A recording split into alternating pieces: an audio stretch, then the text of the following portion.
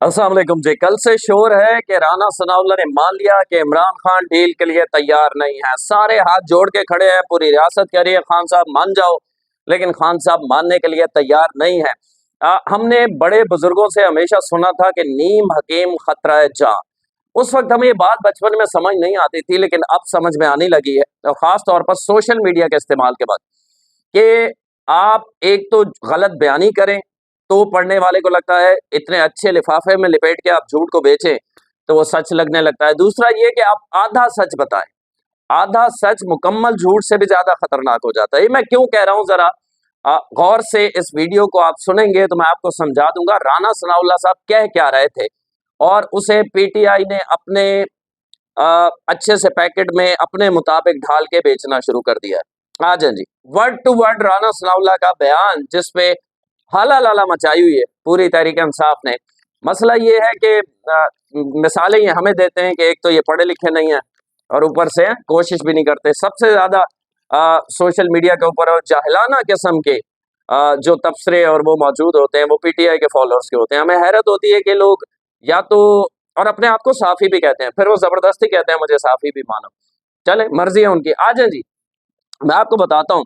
राना सनाउल्लाह ने actually ARY से बात करते हुए कहा था कि बानी पीटीआई किसी डील के लिए तैयार नहीं है।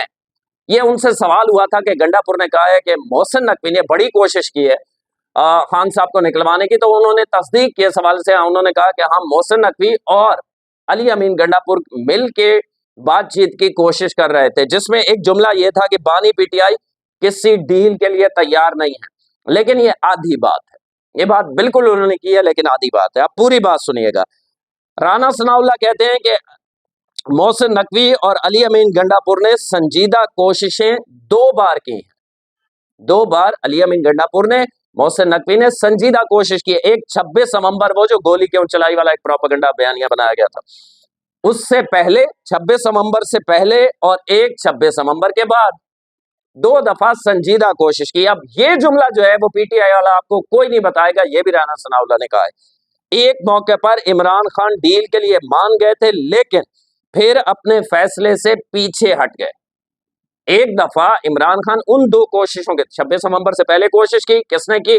मोहसिन नकवी और अली अमीन गंडापुर ने। 26 नवंबर से पहले कोशिश की और बाद में कोशिश की।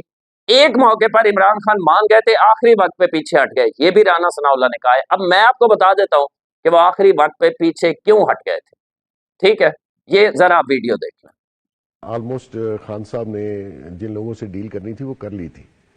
और आपके मुंह पे जब ना स्मर्क आती है ना, तो मुझे समझ आती है कोई खबर आने वाली है। कुछ आ रही है तो दैट स्मर्क इज देयर। अच्छा, तो ये जो इतनी बढ़के हैं और इतने चैलेंजेस ये कर रहे हैं गवर्नमेंट को या हमारे रियासती इदारों को, ये बैरिस्टर गौर साहब भी उस रात को जेल खुलवा के गए थे और मामलात भी तय हो गए थे। जो डिमांड्स खान की थी कि मेरी बेल होने दें, मुझे जेल से आने दें और मुझे केपीके जाने दें,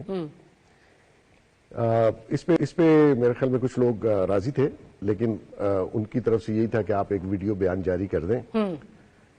तो first of all he was agreed Khan साहब, लेकिन सम रीजन वो उस पर रिलेक्टेंट थे कि मेरा वीडियो बयान लीक हो जाएगा और मेरे वर्कर्स के लिए नेचुरली दोगलापन है। अगर आप डील नहीं करना चाहते तो आप स्ट्रेट अवे कहते हैं, फिर इफ एंड बट नहीं होता।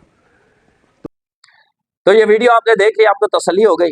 तो ये है एक्चुअल मामला कि खान साहब चाहते ये हैं कि डील हो, लेकिन मैं कोई वीडियो बयान रिकॉर्ड नहीं करवाऊंगा, मैं कहीं दस्तखत नहीं करूंगा। मतलब मेरी कोई भी किया हुआ वादा डील का जो है वो अवाम के सामने ना आ जाए। तो इसे क्या कहते हैं? इसे मुनाफिकत कहते हैं। ऐसा नहीं है कि वो डील के लिए नहीं मान रहा, वो ये कह रहा है कि मैं डील करूंगा लेकिन जबानी करूंगा। आप जबानी उस पर एतबार कौन करे? वो सुबह कुछ कहता है, शाम कुछ कहता है। एक ऐसा शख्स जिसपे अपने घर वाले ट्रस्ट नहीं करते। बड़ी तल्ख हो गई बात, लेकिन ये हकीकत है। खैर, आज एक अलीमा खान साहिबा का एक बयान सामने आया आज। अब इसे मुझे तरस भी आ रहा है, क्योंकि ये लोग खड़े होकर कहते थे कि आप हमारी रेड लाइन है, हम आपकी ईंट से ईंट बजा देंगे, हम आपको रुलाएंगे। खान साहब खुद कहते थे ना, वीडियो बयान आपको याद है, पढ़े, मैं सोचा मैं इनको रुलाऊंगा। तो मुझे बड़ा रहम आ रहा था कि इंसान को जब पावर हो तो फिरौनियत वाला मिजाज नहीं रखना चाहिए। किसी के साथ कुछ भी हो सकता है ना बाद में। تو یہ آج علیمہ خان صاحب کا غور سے بیان سنیے گا، پھر آپ کہتے ہیں کہ ڈیل خان صاحب نہیں کرتا. میں ان کو ایک ڈیل کی آفر کرتی ہوں. یہ آج علیمہ خان صاحب نے کہا ہے، میں ان کو یعنی ریاست کو، حکومت کو، فوج کو، جسے بھی کہہ رہی ہیں، میں ان کو ایک ڈیل کی آفر کرتی ہوں. یہ عمران خان سے ہماری ملاقات اور علاج کروائیں، ہم کسی کے نام نہیں لیں گے. یعنی جو آپ کہتے ہیں ریاست کا اعتراض ہے کہ باہر آ کے آپ سیاست کرتے ہو، اس پہ ہم کسی کا نام نہیں لیں گے. خان کا فیملی کی موجودگی میں شفا انٹرنیشنل میں علاج کرائیں، ہم عمران خان کی آنکھ بچانے کی کوشش کرنا چاہتے ہیں. اچھا، اس میں ایک تو آپ منت ترلے بھی آپ دیکھ رہے ہیں نا ہو رہے ہیں کہ میں ڈیل آفر کرتی ہوں، بس آپ ایک دفعہ ملنے دیں. دوسری طرف اس پہ تو میں کچھ نہیں کہوں گا، ایک بہن ہے، ظاہر ہے وہ تکلیف میں ہوگی کہ اس کا بھائی ہے، لیکن اس کو یہ بھی دیکھنا چاہیے کہ اس کے بھائی نے کیا کیا نہیں کیا اپنے مخالفین کے ساتھ. اس پہ تو جینوئن کیس ہیں، کسی نون لیگ والے پہ ایک بھی کیس سچا نہیں تھا.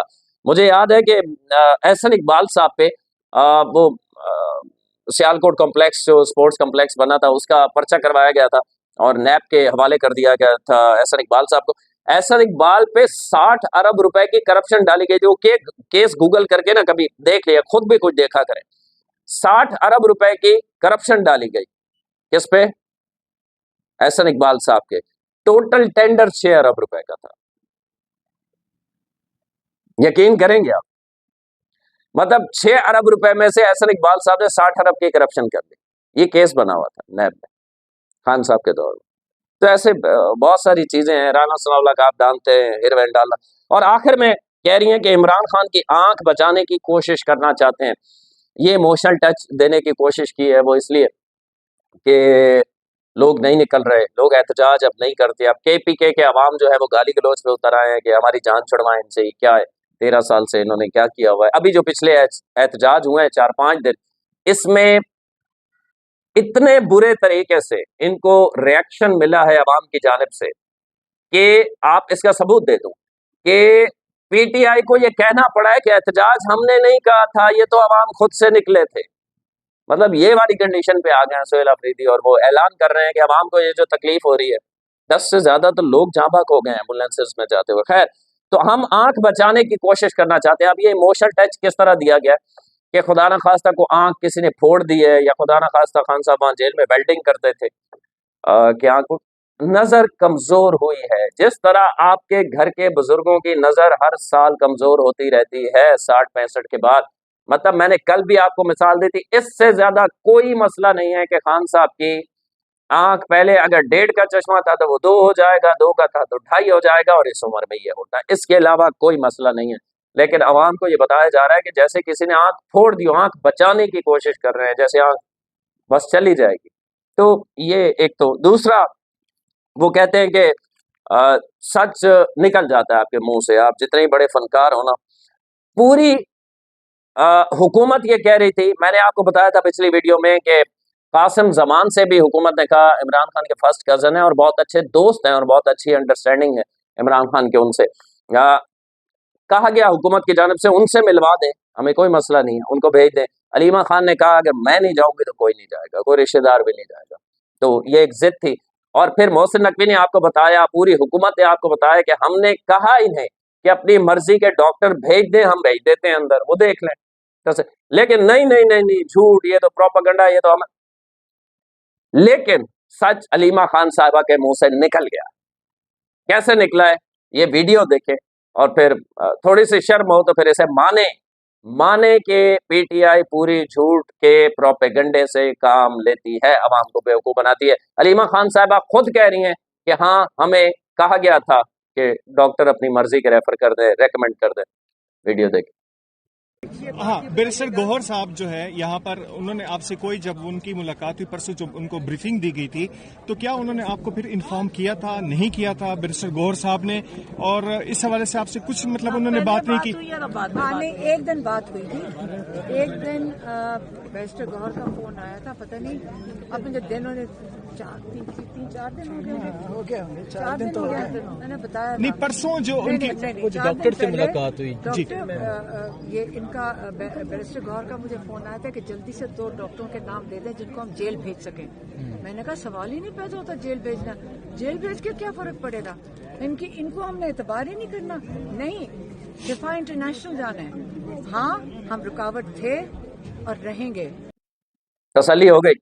अब इससे ज्यादा रियासत क्या करे? एक मामूली सा आंख का मसला है, नजर कमजोर हुई है, वो भी एक आंख की, उसको संजीदा लेना चाहिए, ठीक है, किसी की मेडिकल उस पर हुकूमत कह रही है कि हम डॉक्टर भेज रहे हैं, आपको तसल्ली नहीं होती, जो आपके पसंदीदा डॉक्टर है वो भेज दें, आप अपने डॉक्टर भेज दें। तो अलीमा खान ने कहा नहीं, डॉक्टर नहीं भेजने। क्यों? क्योंकि हमें एनआरओ चाहिए, अस्पताल लाना। एक तरफ आप दिन रात सुनते होंगे, दिन रात आप सुनते होंगे कि जो अस्पतालों में आता है या जो किसी गेस्ट हाउस में चला जाता है तबीयत खराबी की वजह से, किसी निजी हॉस्पिटल में चला जाता है, प्राइवेट में, वो तो बुज़दिल होता है। जेल तो जो काटते हैं, जो दलेर होते हैं, जो इनकलाब लाने वाले खान साहब की तरह रहनुमा होते हैं, वो तो अस्पतालों में नहीं आते। एक तरफ ये आप सुनते हैं ना, दूसरी तरफ दिन रात पीटीआई कह रही है कि अस्पताल लाए। मतलब किसी एक बात पे तो टिक जाओ, खान साहब तो दलेर है, वो क्यों आए अस्पताल? वो तो नहीं आना चाहते। तो इस वक्त ये प्रोपेगेंडा जो है ना, वो उरूज पर है। हुकूमत ने इन्हें अपनी मर्जी के डॉक्टर्स की ऑफर की है, कासिम जमान से मिलने की ऑफर की है। अलीमा खान साहिबा बेसिक इस पे सियासत करना चाहती है। और पिछली वीडियो में मैंने आपको बताया था कि पूरी पीटीआई इस वक्त अलीमा खान साहिबा से तंग है, पूरी पीटीआई। अगली वीडियो में कुछ मजीद चीजें मैं कंफर्म कर रहा हूँ सुहेल अफरीदी के हवाले से कि उनकी अब कितने दिन नौकरी बाकी है और केपीके में क्या सेटअप बनने जा रहा है, इस हवाले से कुछ खबरें हैं। मैं थोड़ा सा उनको रीचेक कर फिर आप तक पहुंचाता हूँ। तब तक के लिए अल्लाह के